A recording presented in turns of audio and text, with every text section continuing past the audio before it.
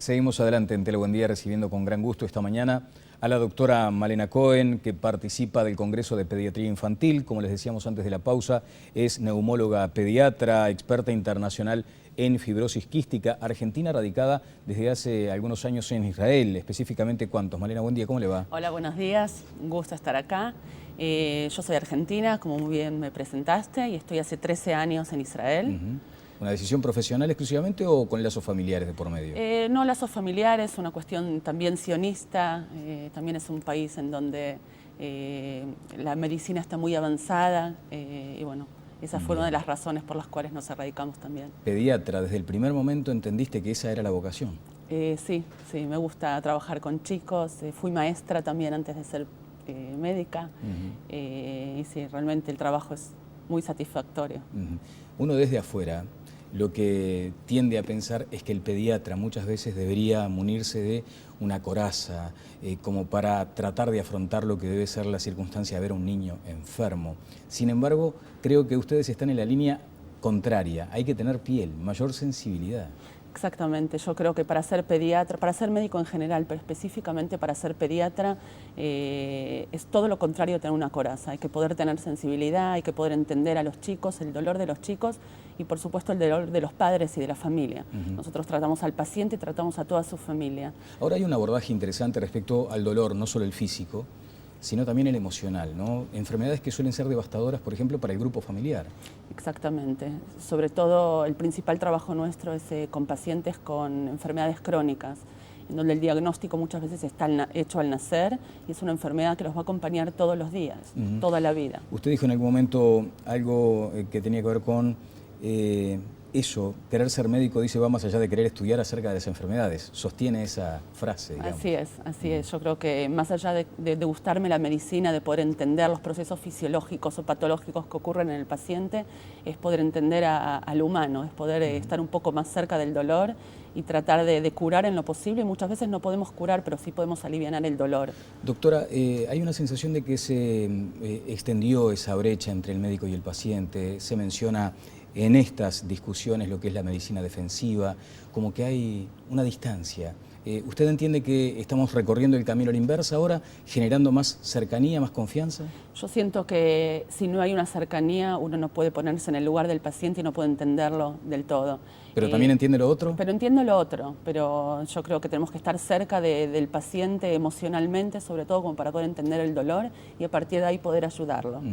Cuénteme sobre el hospital en el que trabaja en Israel, Hadassah, me disculpa la pronunciación, no sé si será correcto, pero en definitiva es un centro también de referencia. Es un centro de referencia, trabajo en el Hospital Hadassah hace 11 años, tengo el orgullo de poder pertenecer a esa institución, una institución muy grande.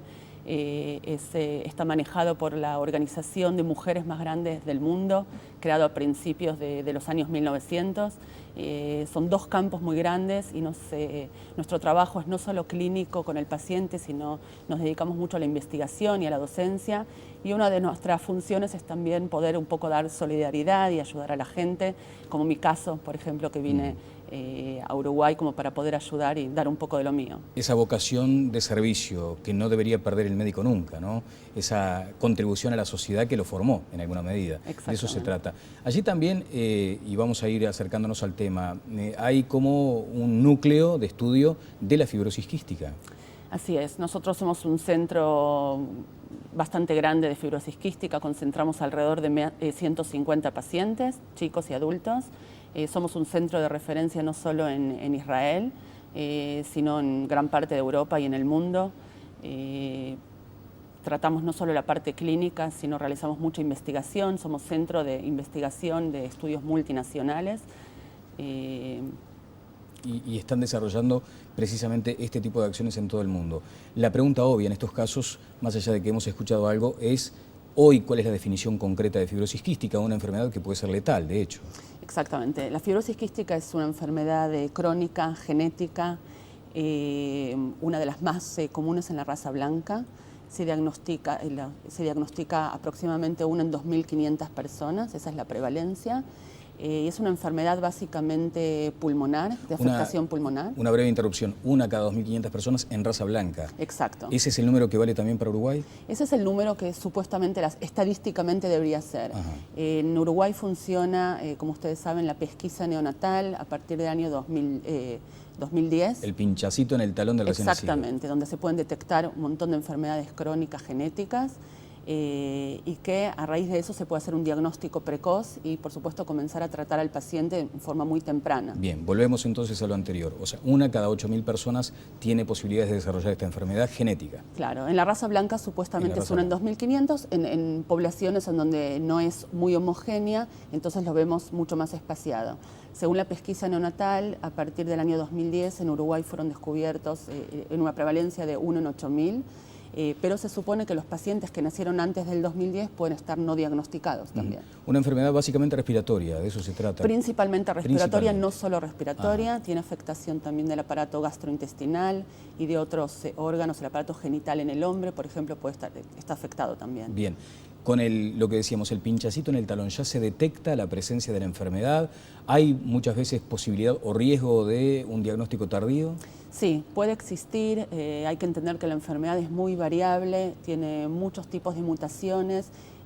A veces se hace el diagnóstico bastante complejo, pero básicamente yo creo que es un sistema muy bueno como para poder detectar a la mayor cantidad de pacientes. Ajá. Bueno, detectada la enfermedad, ¿cuáles son las primeras acciones, doctora? Y después vamos a hablar en todo caso de lo que significa a veces la capacidad de detección en las zonas metropolitanas y otra diferente, a pesar de que somos un país chico, en el interior, en la campaña, ¿no? Exactamente. Bueno, básicamente el problema es respiratorio. Pero cuando el chico nace, las primeras manifestaciones son gastrointestinales. Son chicos que les cuesta aumentar de peso, que las deposiciones son muy abundantes, muchas veces al día, y no aumentan bien de peso, y más adelante empiezan las complicaciones respiratorias.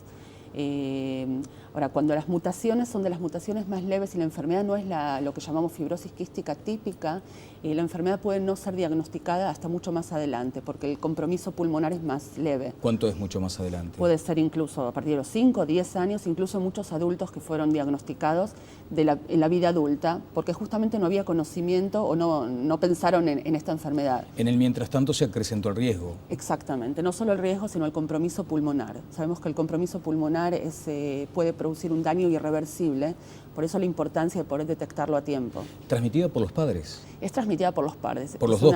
Sí, es una enfermedad de lo que se llama autosómica recesiva, en donde para que el paciente tenga la enfermedad tuvo que haber recibido una mutación de su mamá y una mutación de su papá, cuando los padres son sanos. Cuando el paciente tiene las 2 mutaciones es cuando se manifiesta la enfermedad. Y allí hay que actuar, digamos. Y allí hay que actuar, bien, exactamente. ¿No hay una posibilidad de un examen previo, por ejemplo? Existe la posibilidad de examen previo, si es que se hacen estudios genéticos o en la mamá o en el papá. En caso de encontrarse en alguno de los 2 padres una mutación, entonces se evalúa el otro, y en caso de que los 2 padres cuenten con una mutación, hay posibilidades, un 25% de posibilidades de que nazca un chico con la enfermedad. Entonces se puede diagnosticar exactamente. Un riesgo muy alto. Bien, transmitida por los padres, no siempre de detección temprana, como decíamos, y hablábamos de los síntomas. Los síntomas, digamos, que asoman rápidamente en un niño que tenga el cuadro más grave de la enfermedad. Exacto. En el otro, ¿cómo hay que hacer el seguimiento, doctora? El seguimiento se hace, y nosotros hacemos mucho hincapié que el seguimiento hay que hacerlo desde el momento del diagnóstico. Bien. El paciente tiene que estar manejado en un centro de fibrosis quística especializado por un equipo multidisciplinario. Los que los tratamos somos no solo los neumólogos, sino que hace falta un médico gastroenterólogo, endocrinólogo, nutricionista, fisioterapeuta, enfermera especializada, un equipo de asistente social y psicóloga, en fin, tiene que ser un equipo multidisciplinario para que el paciente pueda ser tratado en todos los aspectos. Correcto. Acá había en Uruguay la idea de generar un centro de esas características. ¿En qué quedó? Exactamente. Bueno, mi proyecto comienza justamente en el año 2010, un proyecto apoyado, y es el momento a lo mejor de agradecer también por la B'nai B'rith, la filial Rey David de Uruguay, la Embajada de Israel en Uruguay, la Asociación de Padres de Fibrosis Quística, la doctora Catalina Pinchak, que es la que promueve todo el programa, y justamente la idea principal era la idea de la creación de un centro de fibrosis quística. Hoy en día todos los estudios demuestran a nivel mundial que el paciente es mejor tratado y con mejor sobrevida y mejor calidad de vida siendo tratado en un centro especializado en fibrosis quística, con un equipo, como hablábamos antes, multidisciplinario, especializado en esta enfermedad. O sea, concentrar todos los esfuerzos en materia de recursos técnicos y humanos en un centro. ¿Y en qué quedó el tema? Bueno, realmente tengo que decir que desde que estuve la última vez, que fue en el año 2011, hace 2 años hasta ahora, vi muchos avances. Realmente me voy muy contenta porque veo que las cosas empezaron a avanzar, no solo en la parte profesional, damos capacitación también, sino en la parte organizativa. Ahora el centro está concentrado prácticamente, el 90% de los pacientes se concentran en el BPS. Ahí tienen un equipo multidisciplinario y la internación también se está haciendo concentrada en el Hospital Cassani. En el Sanatorio Cassani. Sí. Y allí, por ejemplo, uno se pregunta, ¿el nivel de preparación, de especialización de los médicos uruguayos es el apropiado para este año en el que estamos transitando, para esta época? Tienen un nivel muy bueno, profesional, no solo médico, sino lo que llamamos todo el acompañamiento, todas las demás especialidades. Por supuesto que siempre que vengo y que podemos brindar algo más es bienvenido, pero hay un nivel muy bueno de medicina acá. Bien, no hay cura. La enfermedad no tiene cura, pero sí tiene muchos tratamientos, se podría decir, para ayudar a mejorar. Digamos. Sí, para ayudar a mejorar la sobrevida, para poder posponer el daño pulmonar, el daño nutricional. Digamos, por eso la importancia, y es lo que siempre recalcamos, primero en el diagnóstico. Hay que pensar en la enfermedad como para poder diagnosticarla. Sobre todo en los casos, como hablábamos antes, que la enfermedad no es diagnosticada al principio. Y cuando la enfermedad es tratada bien en los primeros años, el pronóstico de vida es mucho más alto. ¿Cómo se trata? La enfermedad se trata, bueno, con un muy buen seguimiento de rutina. Hay que tratar, como hablamos que es una enfermedad, el problema básico es el aclaramiento de las secreciones mucosas en los pulmones. El principal tratamiento es fisioterapia respiratoria, kinesiología, nebulizaciones. Los pacientes realizan entre 2 y 5 nebulizaciones por día. Se toman enzimas pancreáticas. Hay un problema exócrino de las glándulas pancreáticas. Tienen que tomar enzimas, vitaminas, antibióticos. Muchas veces hace falta internación, tratamientos endovenosos. Es un tratamiento muy difícil, muy largo para toda la vida. Esa es la parte difícil, pero la parte optimista es que llevando un buen seguimiento y un buen tratamiento, el pronóstico de vida puede ser muy alto. Bien, ¿cuál es hoy el pronóstico de vida? Es muy variable. Hoy en día se habla de que los pacientes tienen una vida media, los que nacen hoy tienen una vida media arriba de los 50 años, cuando hace 30 años los pacientes morían todos a los 5 años de vida. Vida normal, digamos, si se logra el abordaje ese apropiado. Exactamente, a eso tendemos, a que hagan una vida de lo más normal. Tenemos muchos pacientes adultos nosotros, los que estudian, hacen carreras y trabajan y se casan y forman familias. Bien, doctora, ¿influye el medio ambiente? El medio ambiente en sí influye de la forma que los pacientes tienen muchas infecciones respiratorias. Entonces tienen que cuidarse, tienen que tener las inmunizaciones al día, hay que tratar de evitar el contacto entre los pacientes, claro. Y todo lo que sean las infecciones respiratorias, por ejemplo en el invierno, los pacientes la tienen que tratar de evitar. Claro, porque uno imagina que es un clima, el uruguayo, bastante complejo en ese sentido, ¿no? Aún estando hoy en primavera tenemos todos una cantidad de cuestiones vinculadas con esas alergias que pueden ser inocuas en una persona normal, pero para ellos seguramente mucho más complicado. Decíamos que hay un equipo técnico importante trabajando. ¿Se va, por ejemplo, hacia la solución mediante la ingeniería genética de la que tanto se habla? Bueno, ese es un tema en donde, cuando usted me preguntó si hay cura en la enfermedad, a partir de hace 22 años, cuando se descubrió el gen de la fibrosis quística, pensaron que en muy poquitos años ya iba a haber cura. Y por ahora no existe la cura, pero sí se está trabajando mucho en cuanto a los estudios genéticos como para poder hacer drogas específicamente para cada mutación. Nosotros somos el centro referencia a nivel mundial. Tenemos muchos pacientes en donde participan en un estudio para una mutación, un tipo de mutación específica, en donde por medio de ingeniería genética podemos modificar con esta droga digamos, esta mutación. Ya no con el material genético de los padres, digamos. Exactamente, exactamente. Ya salió la primera droga en un tipo de mutación específica hace 2 años y ya fue aprobada por la FDA. Y hay pacientes, que es un 1% de todos los pacientes en el mundo, que ya pueden recibir esta droga y mejorar. Cuando nosotros hablábamos de medicinas y de drogas que pueden llegar eventualmente a curar la enfermedad, nos enfrentamos al viejo dilema de los costos, ¿no? O sea, administrar las expectativas, no es que sea un medicamento al que se pueda acceder fácilmente luego.